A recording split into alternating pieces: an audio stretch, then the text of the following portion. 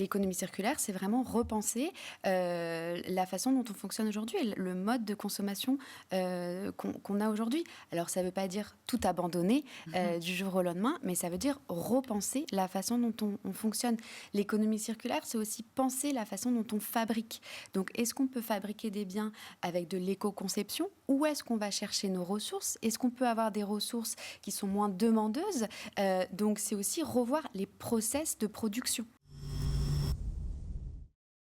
En tant que distributeur, nous allons nous appuyer sur des fabricants fournisseurs qui vont eux aussi, je dirais, tout le monde va s'entraider de manière très vertueuse vers l'économie circulaire, les achats plus responsables pour le marché, que ce soit un marché d'entreprise ou un marché public, puisqu'on a bien vu tout à l'heure, effectivement, vous le disiez aussi, que le marché plutôt B2C était en avance de phase, mais le marché du B2B arrive effectivement. Encore fallait-il avoir des solutions à proposer. Nos clients sont très en attente, nos fournisseurs trépignent et sont également challengés pour participer. Et encore fallait-il effectivement qu'il y ait une offre, et c'est ce qu'on a essayé de faire au travers d'offres de produits de seconde vie.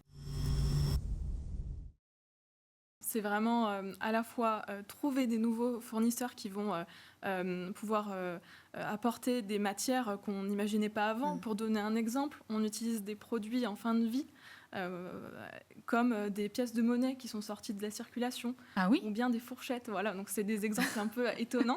Et donc on a une variété qui est très importante. Et puis après, on travaille aussi avec nos fournisseurs historiques pour voir comment est-ce qu'eux s'engagent aussi à intégrer une part de recyclé dans les métaux qu'ils nous fournissent. Je parle des achats, mais c'est vraiment tout un aspect aussi technique très important. Et donc, il y a vraiment une grosse collaboration entre la production et cette partie sourcing.